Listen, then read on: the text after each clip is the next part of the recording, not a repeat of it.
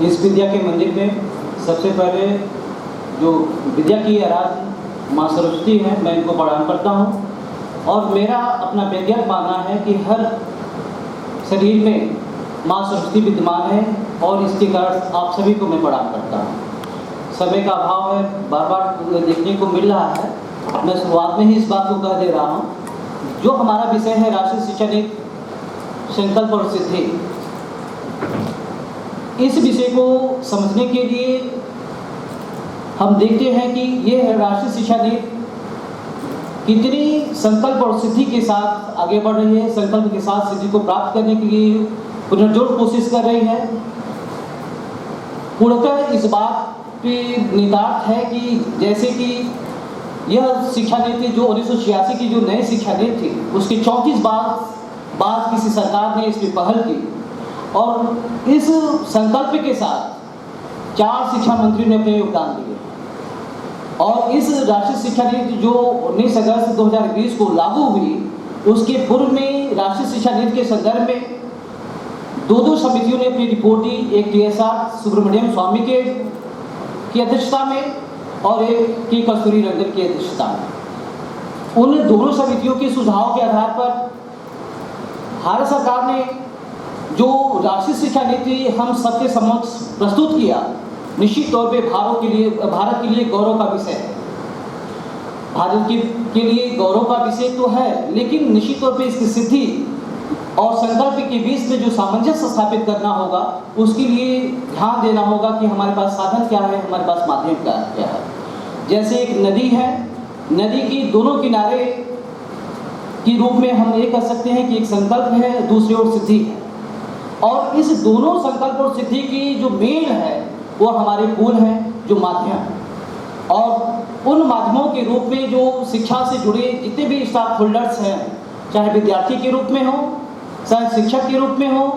चाहे अभिभावक के रूप में हो, या पॉलिसी मेकर के रूप में हो, सबकी अपनी अपनी जवाबदेही और जिम्मेदारी को तय करना होगा।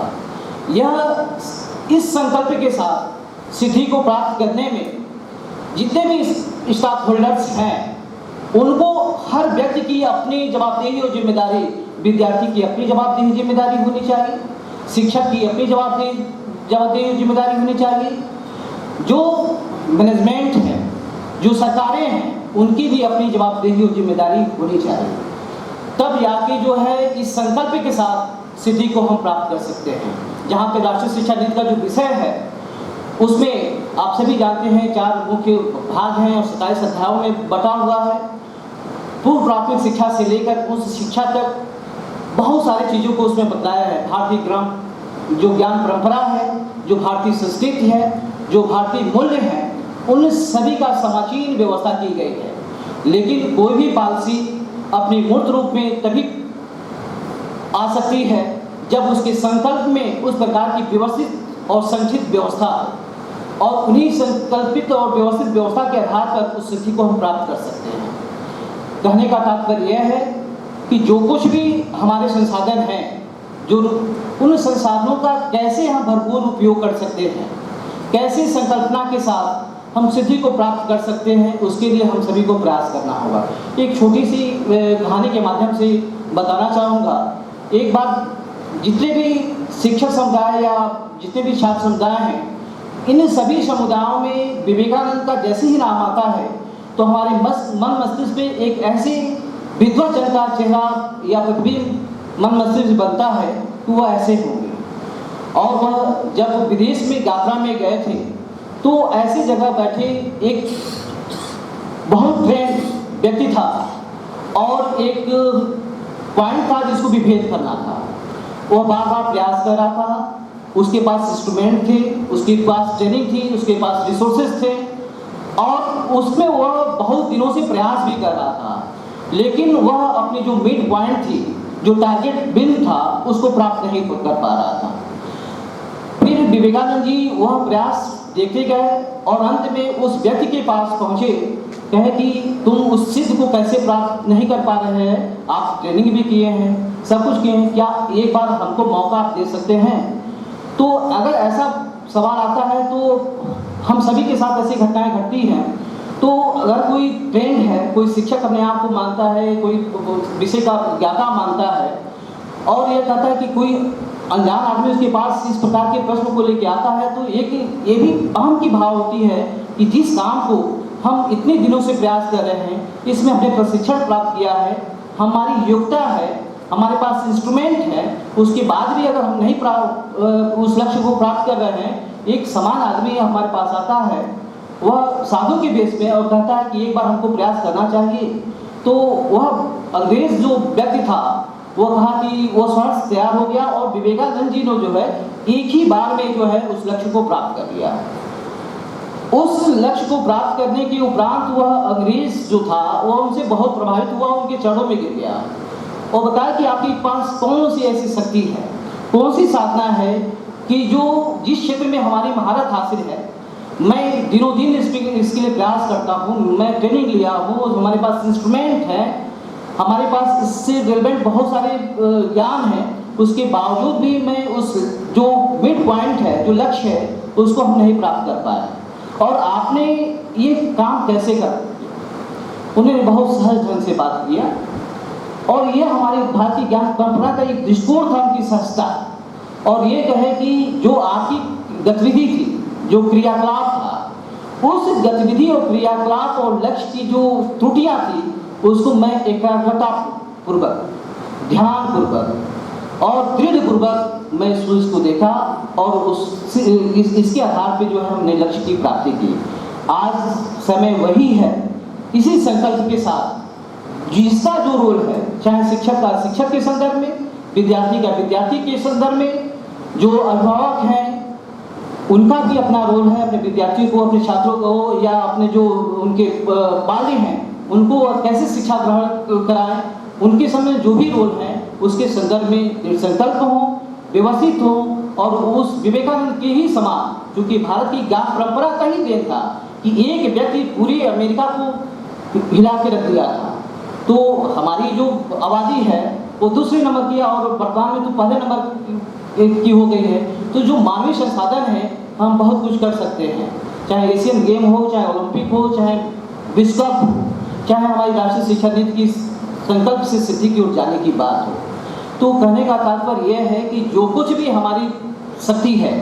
गांधी जी भी ने बात कहते थे कि जो कुछ भी आप परिवर्तन देखना चाहते हैं किसी व्यक्ति में, किसी समाज में, किसी राष्ट्र में या किसी शिक्षा व्यवस्था में, वह परिवर्तन की शुरुआत आपको अपने तरीके से करनी होगी, अपने से शुरुआत करनी होगी।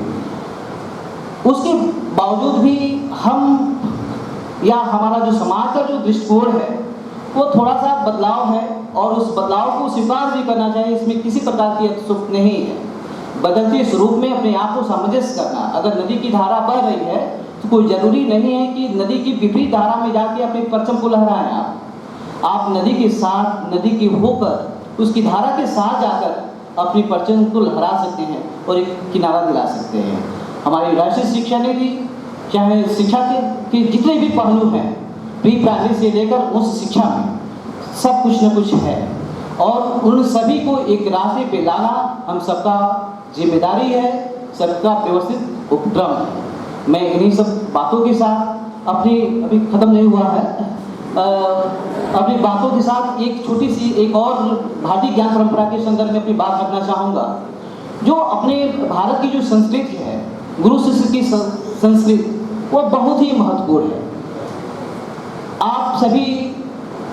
महसूस किए होंगे कि जो ज्ञान की जो दृष्टिकोण है वह कैसी है। तो उन संदर्भों में एक बार एक गुरु शिष्य की परंपरा चल रही थी। एक गुरु अपने छात्रों को, कुछ छात्रों को पढ़ा रहे थे। पढ़ाने के उपरांत तो उनकी दीक्षा समाप्त हुई और उन्होंने सभी विद्यार्थियों को, मुश्किल से 4-5 विद्यार्थी होंगे, उनको एक ज्ञान की मतलब एक पोटली में चने का दाना जो है उनको दिए, कहें कि आप जो है इन दाने को जब हम मांगेंगे तब आप हमारे पास उसको लाना होगा। तो बहुत सारे बीत गए, सब विद्यार्थी जिज्ञासा बस कोशिश कर रहे थे कि गुरुजी ने बताया नहीं, कोई संदूक में रख रहा है, कोई अलमारी में रख रहा है, कहीं कोई रख रहा है, मतलब उसको हिफाजत करने में लगे हुए थे। बहुत साल बीतने के बाद उन शिष्यों को गुरु ने संदेशा भिजवाया कि आप लोग जो दक्षिणा जो हमने आपको दिया था उपहार, उसको लेके आना है आपको। सब लोग जहाँ जा रखे थे, कोई सड़ गया, कोई गल गया, कोई कुछ हो गया, कोई नहीं गया, सब लोग आए, सबसे बारी बारी उन्होंने पूछा, तो कुछ दिए, कुछ नहीं दिए, कुछ उसकी समस्याएं बतलाए, कहे क्या बहुत दिन हो गया नहीं मांगे हमसे। तो एक छात्र उसमें ऐसा भी था जो बहुत सारे दानों के लेके आया, तो उसे उन्होंने पूछा कि आप ऐसे कैसे कर पाए, तो कहे कि ये जो दाना था उसको हमने खेतों में बोया और उन खेतों से, उस दानों से बहुत सारे दाने हमने उपजाए, कुछ बेचे, कुछ खाए, कुछ आपके लिए सुरक्षित भी रखे। और